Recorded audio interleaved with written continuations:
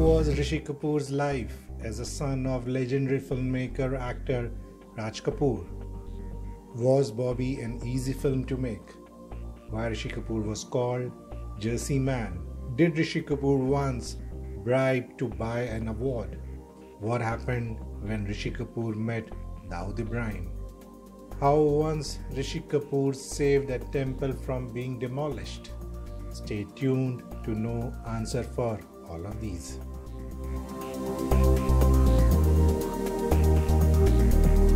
Rishi Kapoor's fans know him through his films and various media interviews. Knowing him through his book is an enriching experience. This is what today's video is all about. I am going to narrate some anecdotes from his autobiography, Kullam Khulla, co-authored by Meena Iyer. Often film stars write their book. They are only interested in writing flowery things about themselves and with precision omit anything remotely embarrassing to themselves. That's why this book comes across as breath of fresh air. The book is not just about Rishi Kapoor. He has written the book in a statesman-like manner where he is not just focused about himself but his experience of life as a whole. He truthfully admits his faults, generously praises his colleagues, and does not fail to mention even the names of people who are not very well known. Let's begin with the anecdotes of the book.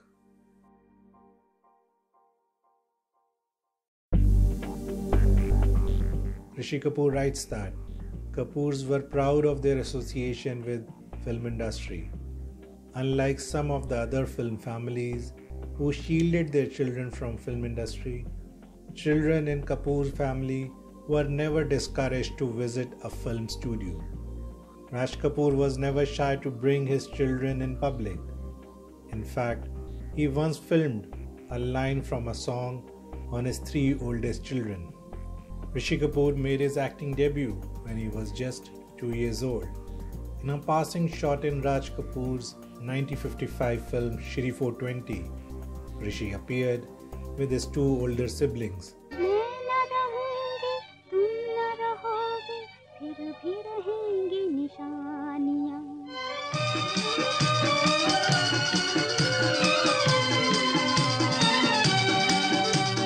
Shooting with a toddler was no easy task. The 3 children had to walk through heavy rain, and the water kept getting in Rishi Kapoor's eyes and hurt him. He would cry and refuse to shoot. The heroine of the film, Nargis Dutt, took it upon her to solve the problem and figured out a way to handle Rishi Kapoor. Every time there was a retake, she dangled a Cadbury milk chocolate to Rishi Kapoor and promised to give him if he followed what his father wanted him to do. His father used to have a running tab at a restaurant. As a child, Rishi Kapoor used to love going to that restaurant and put the bill on his father's account. He would often take his friends to that restaurant. The norm was to split the bill. Rishi Kapoor would collect his friend's share in cash and charge the entire bill to his father's account, pocketing the cash collected from his friends. So everyone knows that Rishi Kapoor started off his career as hero in the film Bobby. But the story of making of the film Bobby is equally riveting. Raj Kapoor made Bobby and released it in 1973. His previous film was Mera Naam Joker, released in 1970. Mera Naam Joker, a 3.5-hour tragic drama with 2 intervals, was made at an astronomical budget, for which Raj Kapoor had mortgaged his famous RK Studios. The film flopped and threw Raj Kapoor in a financial mess. His next movie, Kal Aaj Aur Kal, was a launch of his eldest son, Randhir Kapoor. The movie was released in 1971, and as soon as it was released, India-Pakistan war broke out. During the war, the people stayed at home and the movie turned out to be a washout. Back-to-back two big budget movies flopping left Raj Kapoor in a financial disarray. It wasn't best of the time when Raj Kapoor made Bobby. But when the movie released in 1973, it shattered all box office records and the audience got a new immensely talented actor, Rishi Kapoor. 1973 was a year that changed the course of Hindi film industry. Two films were released in that year. The film Bobby, which gave a new shining star, Rishi Kapoor, and the film Zanjeer, that gave the new superstar, Amitabh Bachchan.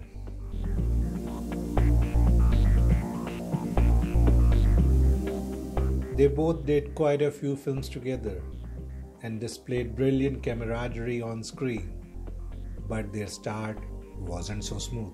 In fact, there was a raging Cold War between the two.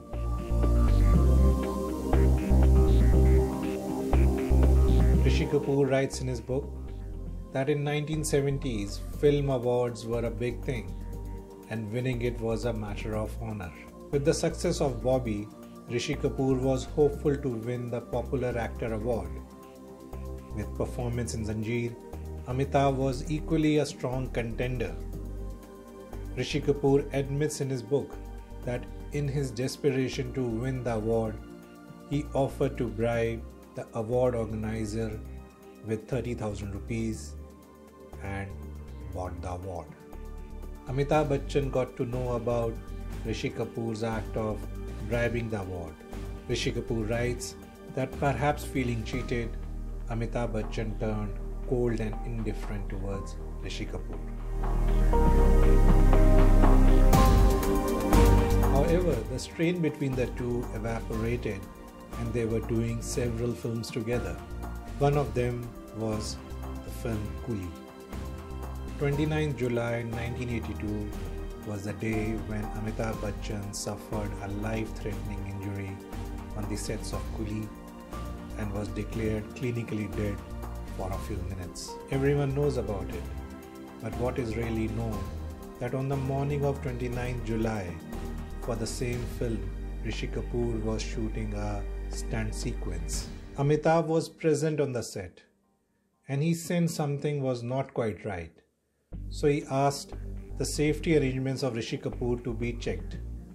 As it turned out, the safety arrangements for Rishi Kapoor's stunt were not up to the mark. Concerned, Amitabh Bachchan gave an earful to Rishi Kapoor and told him never to underestimate the importance of safety precautions. Rishi Kapoor was moved by Amitabh's gesture. He writes about the cruel irony that by afternoon the news came Amitabh during an action sequence had suffered a life-threatening injury.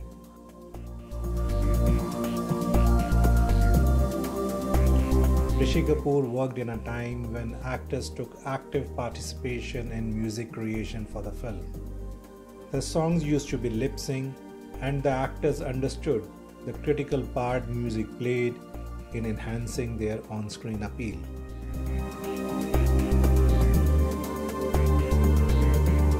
The director would sit with actor and music director and explain how a scene would be picturized.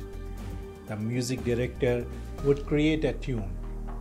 The actor would tell music director and singer the dance move they will make on a particular musical note. The singer would sing according to the actor's movement. The music settings could be marathon sessions lasting up to 40 hours. With actors working so closely with musical team, that is how one of the defining traits of Hindi film music came about, that a singer's voice became synonymous with actors. Mohammad Rafi's voice was totally in sync with Dilip Kumar and Shammi Kapoor. Mukesh was the voice of Raj Kapoor. For Rajesh Khanna and Amitabh Bachchan, Kishore Kumar became their singing voice. Rishi Kapoor writes that an actor can make tremendous difference when he connects with the team and inspires his fellow artists, something he laments is lacking in today's films. In search of realism and authenticity, the filmmakers have sacrificed the most celebrated aspect of Hindi films, songs and dance.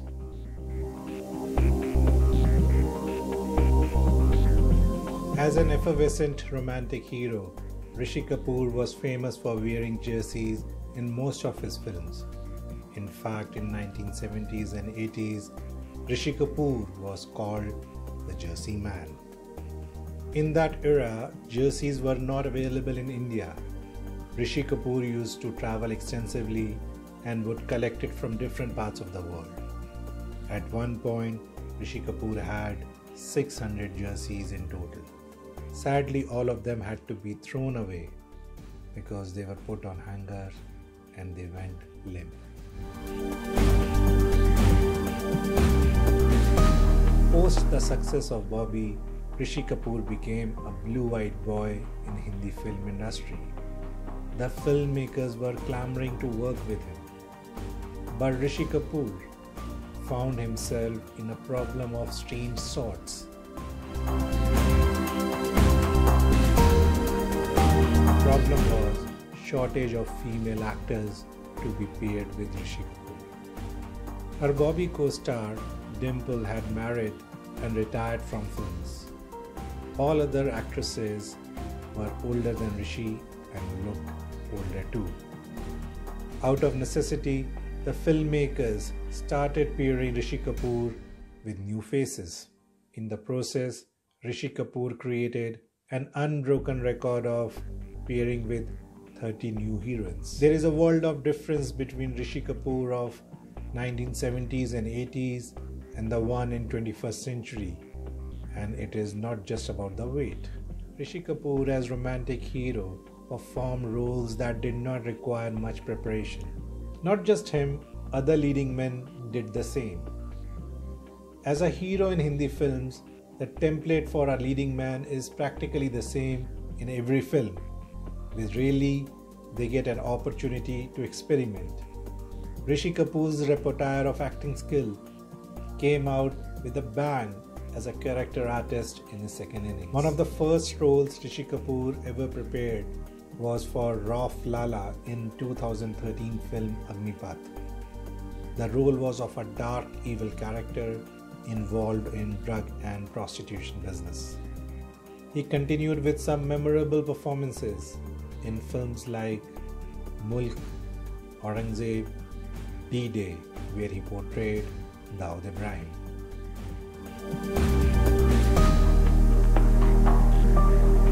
It all began with an incident that occurred between him and his good friend Rakesh Roshan, father of actor Hrithik Roshan. Rakesh Roshan wanted Rishi Kapoor to do a guest appearance for his film Koi Mil Gaya. The role was of Hrithik's father. Rishi Kapoor felt at that time that it would be a bad career move to do this bit part role. He shared his reservations with Rakesh Roshan and explained him his reasons. Rishi Kapoor's refusal to do a role for Rakesh Roshan brought a reaction from Rakesh Roshan that Rishi Kapoor was totally unprepared for. Rakesh Roshan bluntly told Rishi Kapoor that what career was he talking about, as he didn't have a career left and he should be happy doing any role that comes his way. Rakesh Roshan's remark deeply offended Rishi Kapoor. This hurtful remark was perhaps just the push Rishi Kapoor needed. He rose to the challenge to prove a point that he could still have a successful career, which he did, and a brilliant one at that. The year was 1988. Mobile phones had not arrived in India. Dawood Ibrahim was not the fugitive on the run and terrorist he later became. Rishi Kapoor had landed in Dubai. Dawood Ibrahim had placed a man permanently at the Dubai airport to monitor the movements of VIP in and out of Dubai. As Rishi Kapoor was leaving the airport for his hotel, Dawood's man approached him and handed over a phone to Rishi Kapoor. On the phone, Dawood welcomed Rishi and told him that if there was anything he needed, just let him know.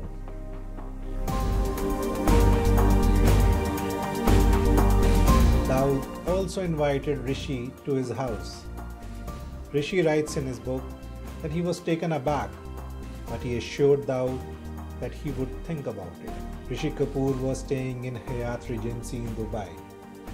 One day he was introduced to Dawood Ibrahim's right-hand man. He told him that Dawood Ibrahim had invited Rishi to have tea with him.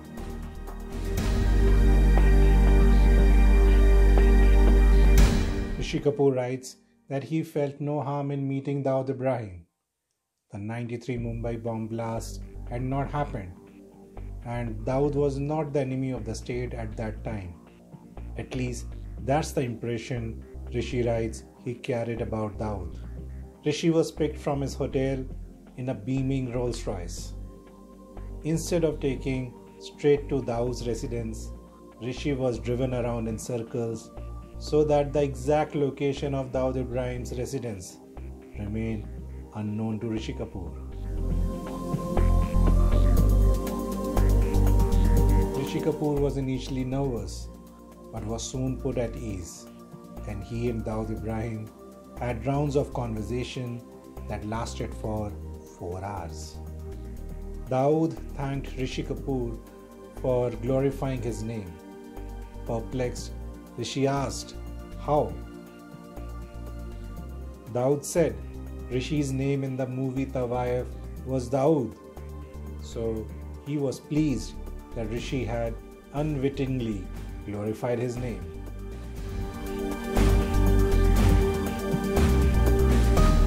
Dawood revealed to Rishi that he had never killed anyone, but got someone killed.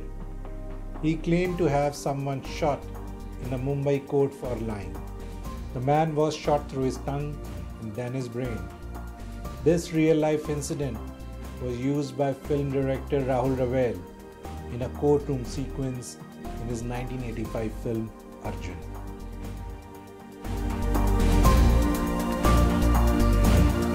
Rishi writes that he met Dawood only once later in his life. It was in a shopping mall where Rishi and his wife Neetu were shopping. Dawood was there too. Dawood offered to buy Rishi whatever he wanted. Rishi politely declined and told Dawood that he did his own shopping.